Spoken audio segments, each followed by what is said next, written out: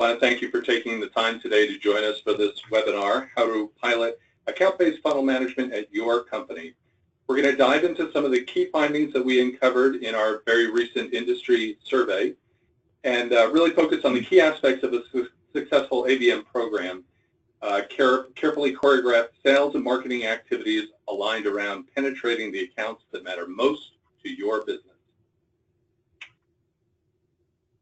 So I think that probably that's about as much time as anyone needs, so we'll just say thank you again, and now without further ado, we'll turn things over to Lora and Lindsay.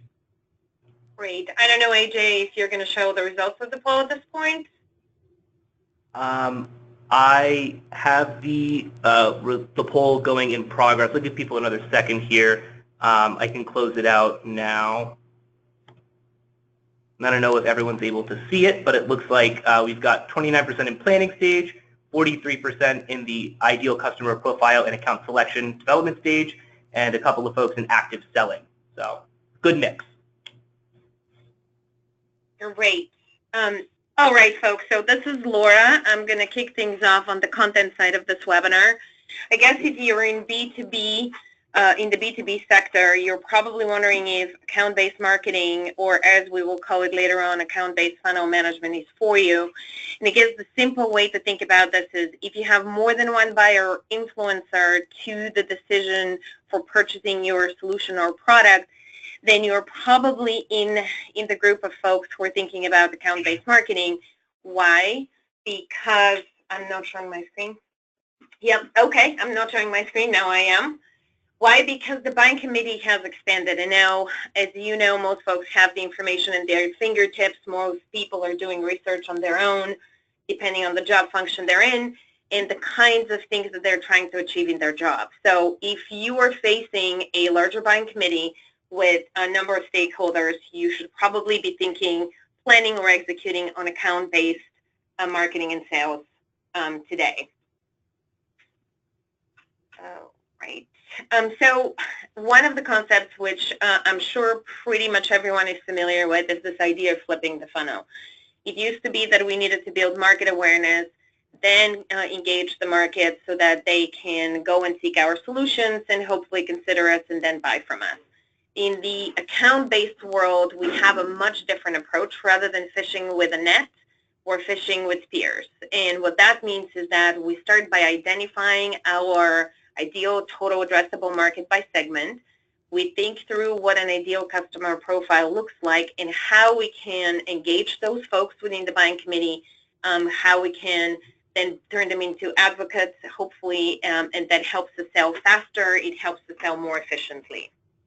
So from here on, what we wanted to share with you is a little bit of the highlights of the survey that John and AJ mentioned at the beginning of the webinar. demandDrive and Scratch Marketing went to market and asked our peers where they are with account-based marketing and what they're seeing in the space. So I'm going to turn it over to Lindsay to walk you through some of the highlights, and then we'll make the survey available to you after the webinar. Perfect. Awesome. Thank you, Lora. So as Lora was mentioning, I wanted to jump into just a few of the key findings from the industry survey that we had conducted a couple months ago.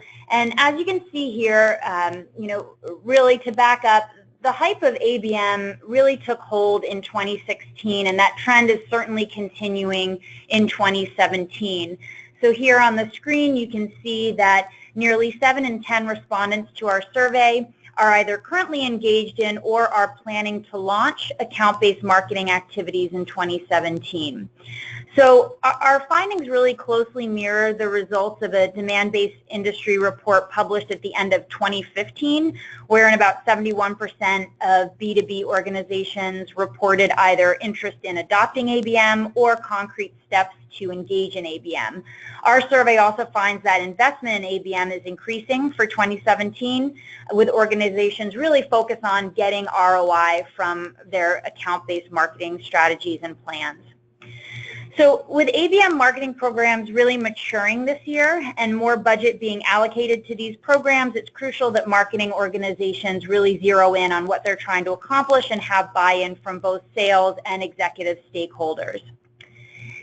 So here we found that there really isn't a clear consensus on how to allocate the dollars that have been budgeted for account-based initiatives. It's kind of pretty even across the board. Planned areas of ABM investment reveal that most have not moved beyond the ABM proof of concept stage. I know we just did that survey and there were a few folks kind of in that ICP account selection phase.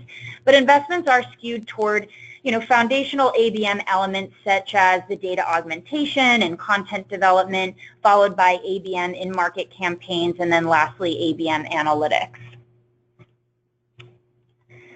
So as far as the top challenges go, delivering personalized content and selecting the right accounts to target were cited as the top two biggest challenges when it comes to launching an ABM program.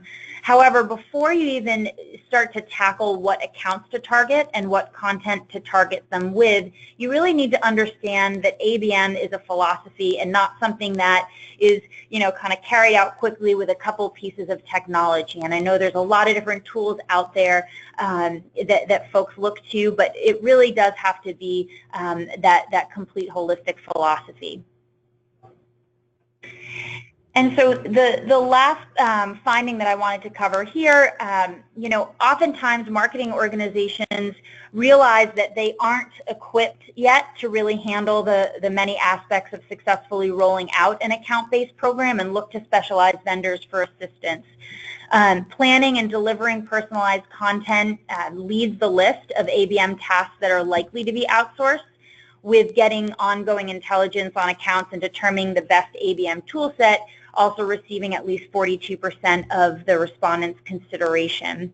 About 4 in 10 plan to outsource ABM analytics. More than 1/3 cite content and channel mix as a high priority for outside assistance as well.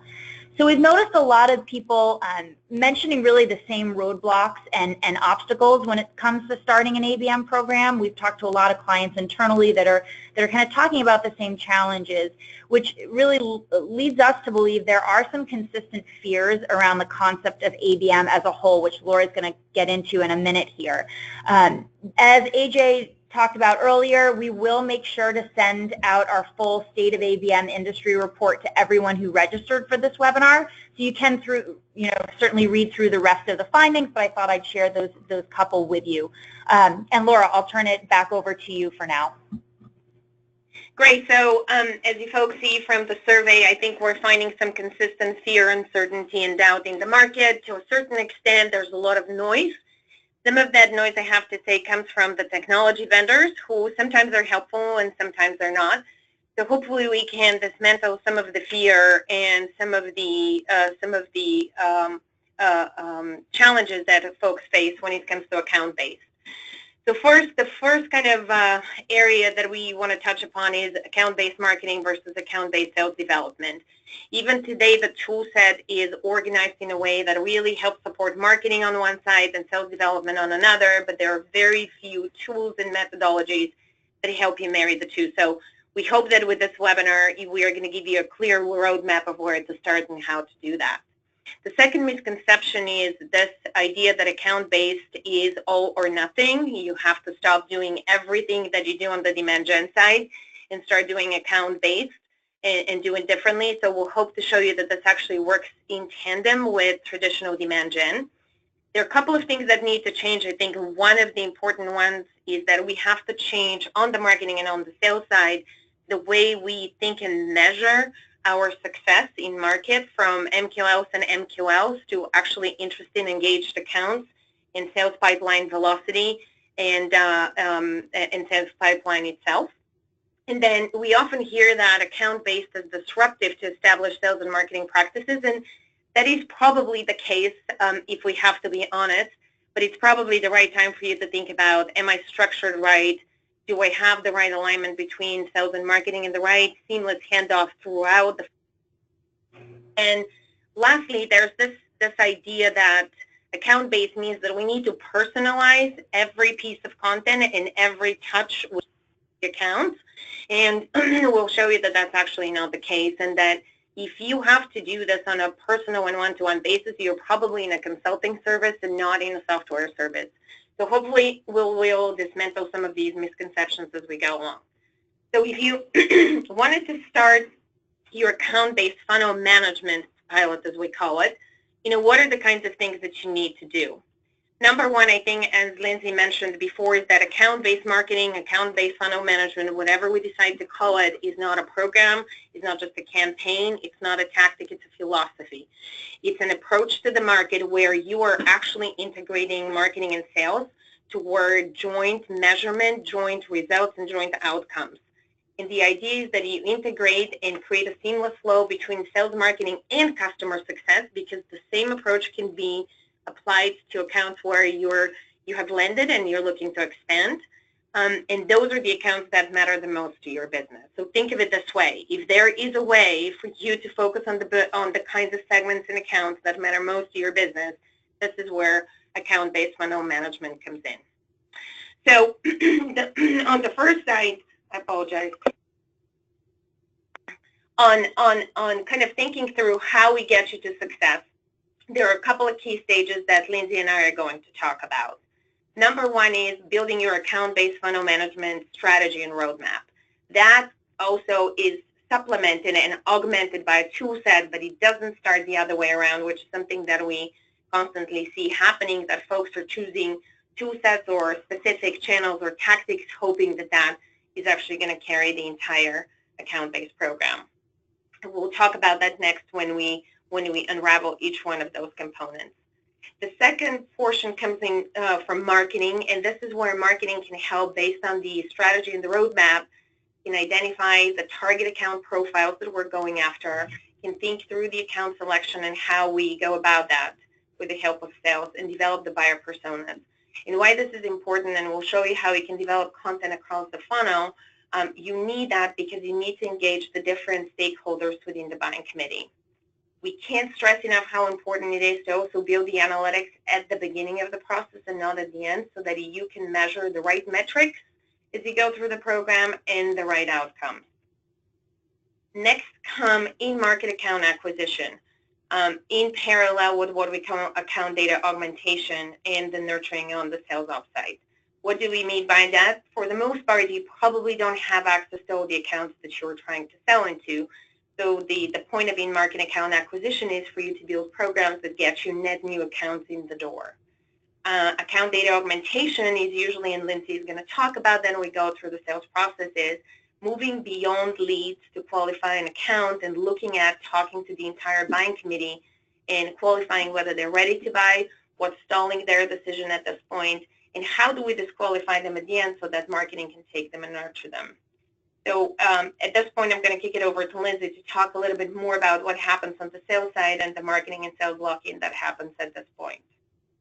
Yeah, thanks, Laura. And it's so important that these two functions are aligned. And to Laura's earlier point, the top of the funnel no longer belongs to just marketing, which historically has been the case, and the bottom now no longer belongs to just sales. So when marketing is held accountable for the performance of their leads throughout the entire sales process, obviously you're going to see quality increase. Whereas when sales is held responsible for the generation of leads, the quality increases as well. So when the two teams are working in tandem to find the right accounts to target with the right message, this will lead to higher conversion rates from lead to opportunity and ultimately from opportunity to close. So I'll often talk to clients who are sometimes wary, and this is where some of that fear, uncertainty, and doubt come in, wary to go full throttle into an account-based program because they fear that their numbers are going to dwindle and they're just not going to have enough at the top of the funnel. But what they then come to realize is that, when you're sort of targeting these prospects with spears instead of nets, you're really getting to the right folks, and your conversion rates are going to be much stronger from a sales accepted lead to a sales qualified lead, and then to an opportunity, and eventually into a piece of closed business. That's a great point. And actually, one of the things that, to piggyback on what Lindsay said, if you think of this as a continuum, that's probably the best way to think about the roadmap. It doesn't have a beginning and an end. It does have a beginning because you're starting, but it doesn't have an end, I guess.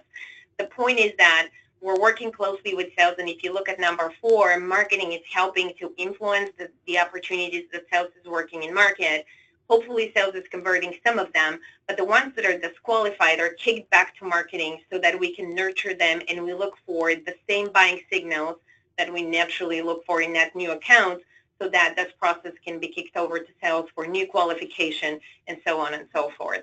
So just think of this as an ongoing continuum. It's not a question of if you're going to sell to the accounts. That's the mentality. The question is of when.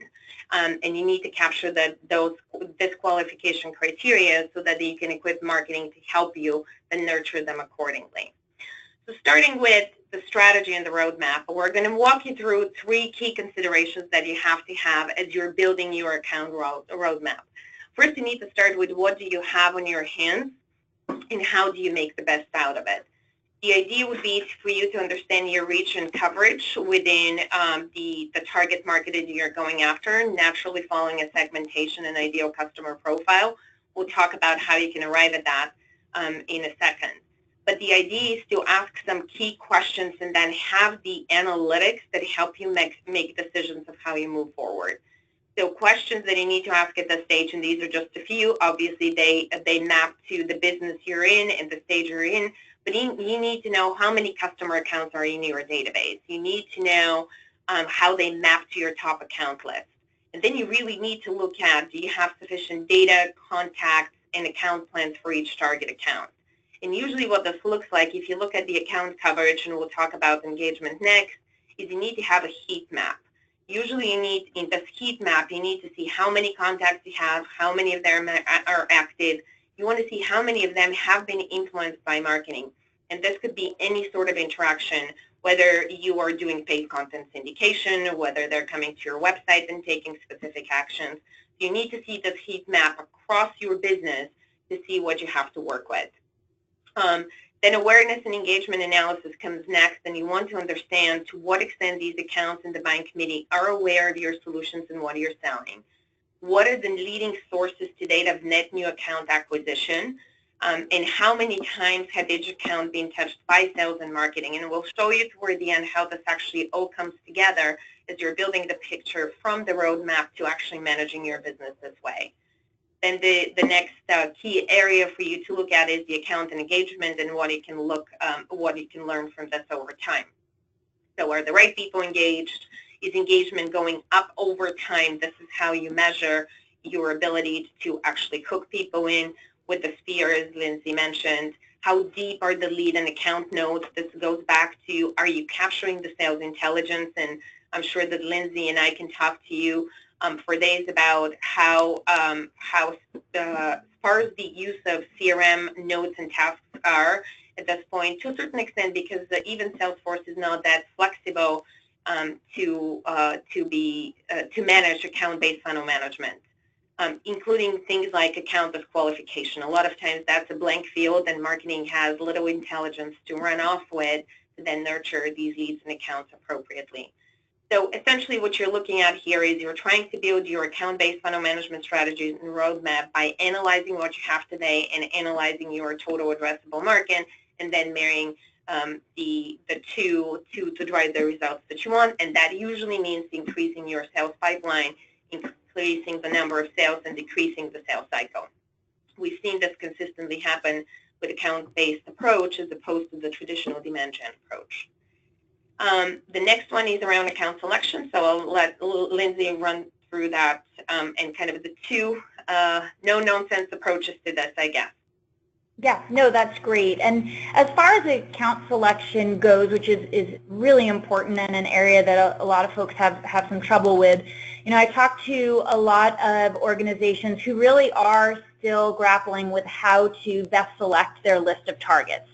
So a lot of times folks are still taking that gut feel approach where sales will give anecdotal feedback on where they really feel they've had the best success, or you know what they think what they think are going to be the best prospects, and then a list of target accounts are chosen from there just based on a couple key demographics.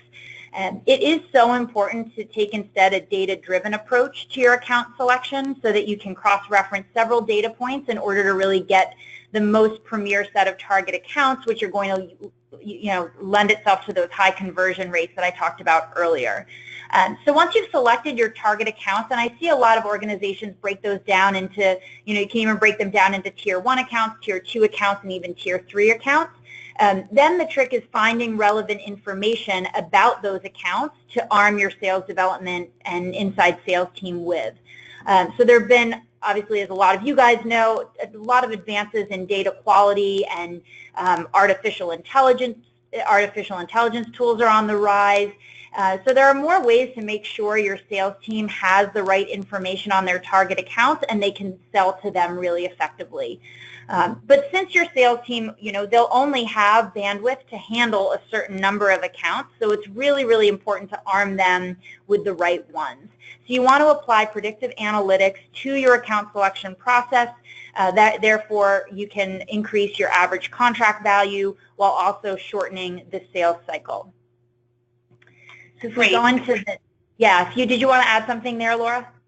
Yeah, I was going to say that even the DIY approach works initially where you want to kickstart your program. If you have the data, as Lindsay said, we recommend doing some deeper analytics on it to figure out what tiers you need to have in your program and how you want to go about them. But I'm going to move over to the content side of the business. So once you know your markets and you know your segments, whether they're tiered or not, and in some cases, you don't have to start with tiered. Again, it really depends on the kind of business you're running. The question is, how do you go and develop content that maps to this buying committee? So I'm going to give you an example with a client that we've worked with for close to 2 years at this point, Stratus Technologies, based in Boston. Essentially, this is a global approach to one specific market vertical where we looked at the different buyer personas, understood kind of what's on the mind of these folks. We looked at how we can create content that's both educational, engaging, as well as roping people in to the various solutions that the company offers. So this is a quick high-level map of how you think about buyer personas and how you map content to them. And then the next phase of this is showing the actual content assets that we developed and then help to push to market with various partners. And you can go as customizable as you want, but there are certain easy tricks that you can do on the content side to customize the content, not necessarily personalize it, because again, if an ideal customer profile falls within a certain segment, they probably share the same pain points and the same opportunities. So this is showing you some of the assets and how we were able to customize them. And then there are certain tricks that you can do not only with the content assets themselves that you're producing on the marketing side, but some of the nurture content. And I'm happy to answer any questions on how you actually do that. So it's based on persona within the buying committee, and you can use the same piece of content to actually adapt and engage those different stakeholders. I'm going to talk a little bit more about in-market account acquisition and influence as sort of the continuum of marketing support that's required in an account-based funnel management approach. So we start with the net new account flow that you need to grow within your company. So there are two kind of approaches to that, or the two strategies to go to market with. One is intent-based account targeting, and then there's a target account content syndication as two of the larger buckets. The idea is that with the first one, we go and harvest customer behavior within our ideal customer profile to see who's consuming content that maps to the solutions that we're selling. There are different options here. TechTarget has one approach, and again, if you guys have any questions toward the end of the webinar, we can answer them. Some of it is based on a database of IP addresses and the ability of these companies to monitor what websites and content they're consuming. Others are based on the topics that people are consuming. But those are the two ways that you can think about kind of having a more focused account-based net new acquisition approach. The second one is to engage your website visitors. Once you get them to your site, not everyone is taking the actions that we want them to take, regardless of how meticulously well we've designed our websites. So this is where you can think about retargeting those specific accounts or specific visitors to your website so that you can get the maximum impact. And what we see is that if we, again, marry some of these tactics or some of these approaches together, we get a much higher ROI than just using one one of these tactics in market. And then lastly, influencing the sales velocity. What that means is that sales folks are starting to work certain accounts, they're opening up doors, they have their cadence.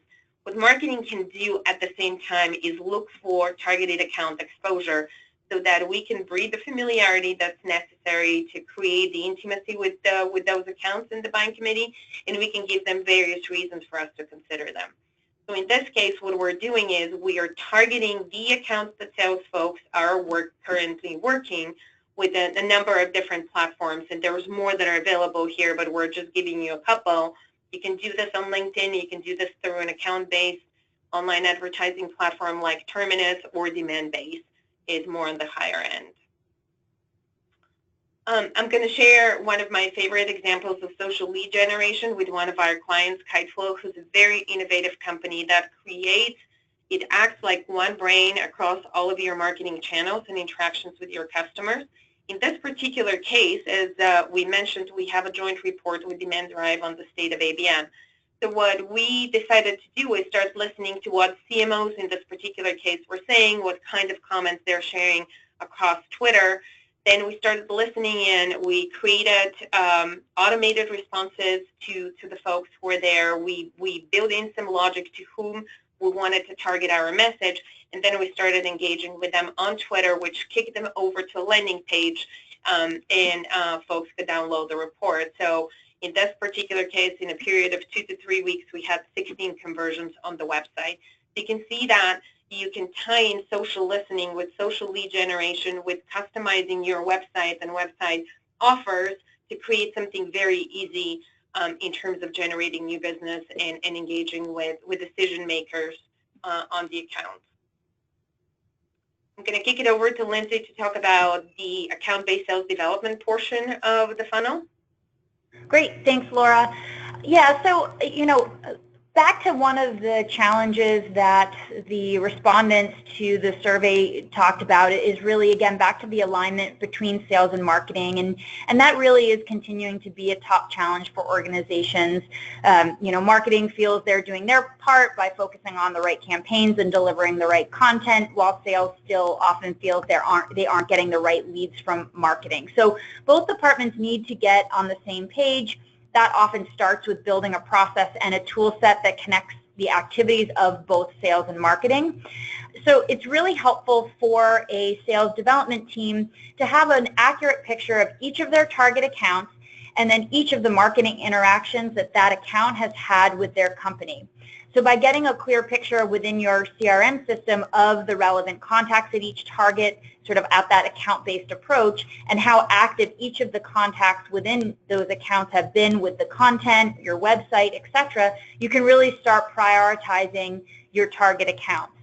So tools like align.ly, which you kind of see pictured here on this slide, integrate nicely with Salesforce to give sales teams that clear picture on how best to prioritize those targets versus just looking at a set of leads in Salesforce, and it's hard to kind of cross-reference those all the time to accounts, and you're looking at it from a contact-based approach versus an account-based approach. So a tool like align.ly does a nice job pulling all of that together. So once your sales and marketing teams are aligned and they know what accounts to target, you can start using the analytics that are coming through your CRM to validate those actions. And that should really start, as Laura mentioned earlier, right at the beginning. Because this process really becomes a feedback loop where the more campaigns you run, the more data you have to work off of, and that data should then be validating and reinforcing your initial insights. And if it doesn't, you'll have to make adjustments to your account selection process. So this is why reporting is so important at this stage as well as early on, just to make sure you are on the right track there. Great, and I'm going to kind of tie it back to the overall analytics, but before I jump there, as Lindsay mentioned, this particular tool is really easy to use, align.ly, and what it does is it actually organizes your sales and marketing around accounts as opposed to leads, and you can see, as Lindsay talked about, you can see the entire ABM funnel. So let me show you what this looks like. First, on the analytics side, it creates accountability between sales and marketing. you can create a model to estimate the number of accounts you need to transfer over to sales on a weekly basis, and you can see how this transpires over time. So, for example, if your goal is to bring 4 accounts to sales every week, obviously in certain weeks we are not doing as great, then we need to help sales generate more interest within specific accounts. So that level of accountability and alignment between sales and marketing is only possible if you have the right tools in place to measure that. And I guess one of my favorite analytics dashboards is this account timeline within this tool, because this essentially helps you understand when was the first time you touched an account to the specific conversion date, all the way to any upsell and cross-sell that you're looking at. So this is one simple dashboard that aligns the number of touch points it took to convert an account to a customer, and from here you can start tracking what it takes to expand the business within that account. And when you have this at a roll-up basis, you can start to think about what's the cadence, what's the processes that marketing and sales need to optimize together to increase sales velocity, decrease sales cycles, and increase pipeline.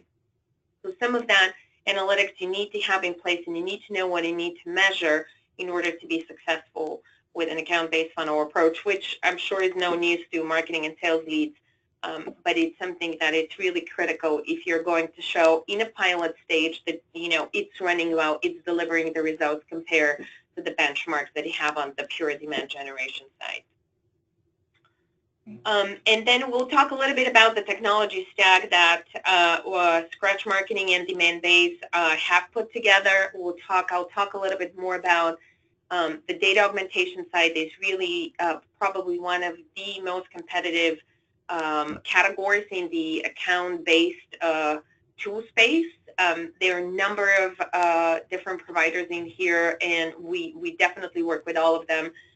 Such as DiscoverWork, Ranking, ZoomInfo, Clearbit. All of these actually can give you the right contact data for each account, and they can start giving you some inside information on the account, such as how big they are, whether they have recent hires, or any other key events that might help your marketing and sales teams customize the approach to each of the accounts. On the demandDrive side, they have a phenomenal service of actually verifying the information and tying that to Salesforce or any of the CRMs that are out there, so it automatically feeds the 100% correct information, as opposed to some of the times this information that comes from data augmentation vendors is about 60 to 70% correct. Sales Prospector is another tool that we use. It's a great hacking tool for you to map out the buying committee and then guess some of the email addresses and sometimes the phone numbers of folks. This scrapes LinkedIn and gives you that data. On the analytics side, as you saw, we've shown you a couple of dashboards from Align.ly, and then one of our partners on this end is Status Quota, who does predictive analytics, but there are also a number of companies out there that can help you with that. There are companies like EverString, which is probably the easiest one to use in terms of software offerings and a SaaS offering, all the way to Infer and Node.io. So there's plenty of options depending on, again, the business you're running, and happy to talk to you about what you can choose there. On the marketing stack side, we're pretty agnostic to the marketing automation tools we use, because the logic is pretty much the same. What we build into the marketing automation tools is the buyer personas within the various segments that we're going after, and we nurture according to that persona. On the personalization side, there are some tools that can help you do some quick who's come to my website. It's usually IP-based. These are lead forensics, lead lender, as a lead as well. But most of these tools come short when it comes to actually personalizing the experience for people, unless you wanted to go something that's pretty robust, like Evergage, for example. So this is why we love working with Kiteflow, because they can help us do both the target account identification and then the personalization of the content. When it comes to CRMs, it's usually Salesforce-based. This is what we find 90% of our customers using today, with a few minor exceptions. There are some dynamic CRM customers, but for the most part, we see Salesforce in market. And then on the sales side, this is the sales processes. Again, there are multiple tools that the sales teams can use. The reason why we recommend and use Align.leads because it aligns sales and marketing, and you can have the marketing reporting on what marketing has influenced and generated as a new sales pipeline, all the way to, as I showed you, the account pipeline. And then obviously demandDrive's core is to help people and companies think through how they organize their sales force, how they do prospecting, how they do sales training, and actually give you the outsourced sales resources that can help you either run a pilot or scale that. Great. So this concludes the major portion of our presentation. Lindsay, over to you to talk about some interesting stuff that we wanted to offer those who joined us today. Yeah, excellent, awesome, thanks Laura. So for those of you who are interested on how to best start your own account-based funnel management program, we will be selecting 2 webinar attendees for a 1-hour ABFM assessment. So this would help you to really, give you some guidance and benchmarking as to where you are in the process, define what stage you're in, what processes need to be in place to ensure a successful program.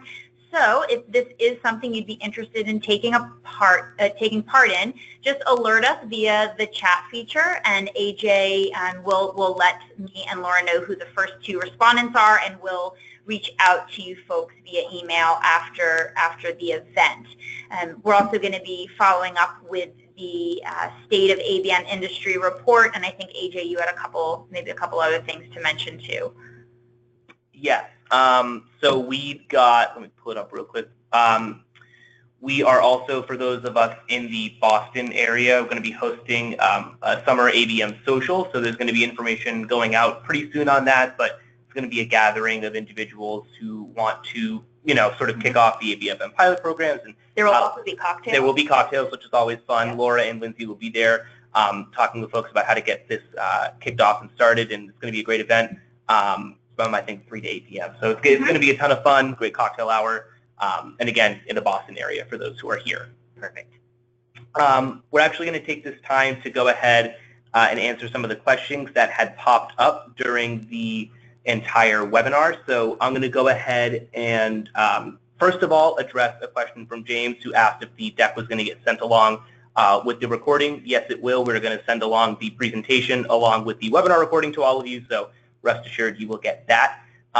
One of the questions we did get from Alexandra was whether or not we might cover it, but are there any best practices on selecting the right target accounts, knowing that it's important to not turn them over too quickly? And I know we kind of touched on that earlier, but Laura or Lindsay, if you guys want to jump in terms of maybe anecdotally some of the best practices you've seen in selecting target accounts.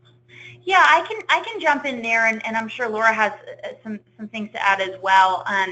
A lot of our clients, and we work with tech companies that really range from, startups to, multi-billion-dollar organizations. But for the most part, I definitely see companies starting in a pilot mode where they may allocate a couple of sales resources, carve off some marketing resources, and to really focus on getting ABM off the ground the right way.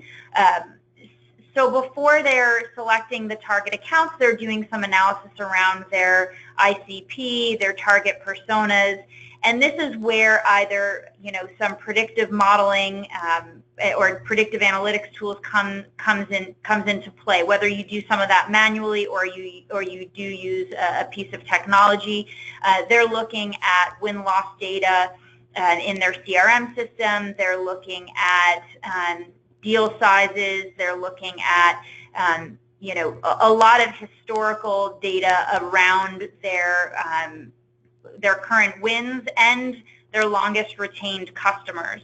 So I think that's where that modeling really comes into play. And once they determine a good set of the right type of accounts, whether that's a list of tier 1 accounts or tier 2 accounts, then they may sort of assign that to 1 or 2 specific salespeople to get that pilot program started and to see what the results are. And remember, you always should be measuring and monitoring and driving some analytics behind this to see, you know, how those accounts perform versus non-target accounts. So that's a lot of times how people are starting, but definitely looking at historical data, and sometimes it's tricky because some of our clients won't necessarily have that much data around their, you know, their win-loss data or their customers in their sales force. Sometimes if you have a fairly limited total addressable market, that can get a little bit tricky, or you might have a very, very defined set of target accounts that you already know of. But those are just some quick ideas off the bat there. I don't know, Laura, if you have anything else to add.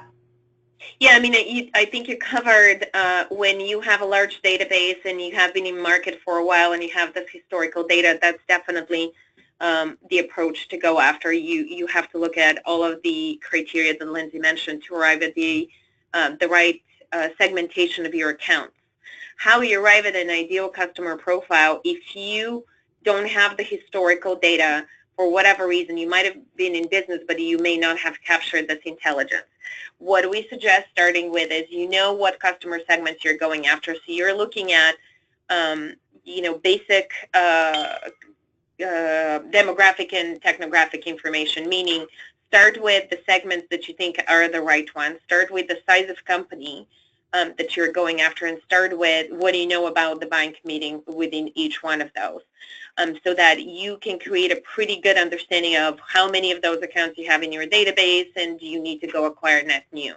Then use that framework that we gave you around account-based funnel management, meaning go acquire these accounts through all the means that we discussed, and work with sales to qualify, are they ready to buy, what intelligence can we gain from them, so that you can start accumulating that historical knowledge and you can see where you have the biggest opportunities. So you can use the initial pilot to figure out how to tier your accounts by essentially doing some DIY approach to it. Hey, AJ, I saw an interesting question that I think I'd like to put to Lindsay and Laura. The question is, why are we talking about using a bunch of different tools for ABM when there are some well-known all-in-one solutions that are out there on the market today? Sure, like which ones? We don't have any specific. There weren't any specific mentions there, but we do know that there's some of the big players are saying that they can handle every step along the way in ABM with a single tool set. Right. I think that's one of the probably the biggest misconceptions. So take, for example, Salesforce alone, and see if you can customize Salesforce to actually turn it around to an account-based marketing approach. It's really, really difficult to do that unless you do some customization of Salesforce, and even then, you're going to be hard-pressed to do this, because the way currently Salesforce is set up is to work through leads. Yes, you have accounts, but for a salesperson to go and see how many contacts you have per account, they have to literally click multiple times and really do the work, and that's not what salespeople do. That's not what they're incentivized to do. If you look at the bigger platforms, there's some great tools like Marketo, for example, that take care of the marketing side, but they don't help the sales side. If you look at something like Engagio, they just launched more on the marketing side. So they're probably the closest to being an end-to-end platform for process management, right? Meaning on the marketing and on the sales side, once you get the accounts and once you have the data augmentation to work through that, they're fairly expensive and fairly complex to use as well. If you look at on the in-market side, right, what are your options? If you're looking at a platform for net new account acquisition, you really are looking at online advertising platforms, whether they're content-based or not. Between TechTarget, demand-based, and Madison Logic, you still need to have multiple solutions in place to run that. So unless we know more from that particular attendee, what we have found is that yes, you can get multiple tools, you can get a few tools in market, but you have to have pretty hefty budgets to run all of them, and they don't necessarily give you all the insights that you need to run the program. So unfortunately, you have to do a lot of stitching of the tools. And we've worked in the space for more than 2 years. Originally worked with one of our clients, Evention, now part of DMB, and interviewing some of the early adopters of ABM, what we found is that in a lot of cases, companies need to actually find a system integrator to stitch all of these tools together. So by the time you're said and done, you're looking at easily 6 to 8 months to make the tool set work for you, let alone start running programs. Cool. We just got, I think, one last question here before we go ahead and wrap up. Somebody asked that they've been doing a lot of research on ABM, can't figure out whether or not it would work for their organization or if it's worth the investment. They're not that big of a company, around 50 people, so they want to know if they can tell whether or not ABM is a good strategy for a company that size moving forward. Yeah, no, that's a good question. I think it matters less around the size of their company. Of course, you know, you do need to allocate some resources to spearheading this, but I think it really matters more around what the universe that they're selling into, how large, like I was saying earlier, their total addressable market is. So for example, we have some clients that sell into a very niche market. They know exactly the, you know, 750 accounts that they can sell to, and so they already have that account selection process done. So that does play a part, right? It depends on the type of solutions you're selling, your total addressable market, you know, where you are as a company. Are you looking to build brand awareness? Are you looking to, you know, are you looking to zero in on the right account? So we need to probably learn a little bit more, but a lot of it starts with what your universe of accounts that you can sell to. Yep. And my only addition to what Lindsay said would be that in this particular case, size doesn't really matter. And you know, we've seen, again, it depends on the sales dynamic, right? Some accounts are really, we have customers who only have 200 accounts and they're not looking to actively sell small solutions to them. This is a biz dev relationship, and you're in constant contact with these companies and constantly influencing how you're being perceived, pushing out thought leadership and what have you. So there's different ways of taking account-based funnel management with these accounts. But the niche or the market, I guess, the more important it is that you accounts than running leads, because that's where you really feel the pain of having to sell to just a few accounts as opposed to, you know, selling to hundreds of accounts.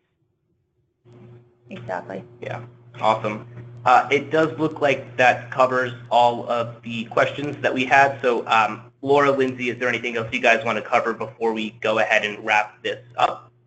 No, the only other thing I was going to mention is just a reminder that we will follow up with the recording and the slides, and also the State of ABM report that was published earlier this year. Otherwise, I think we're good to go. Thanks, everybody, for joining. Thank you from this side, too. All right. Yep. Have a good afternoon. Bye-bye.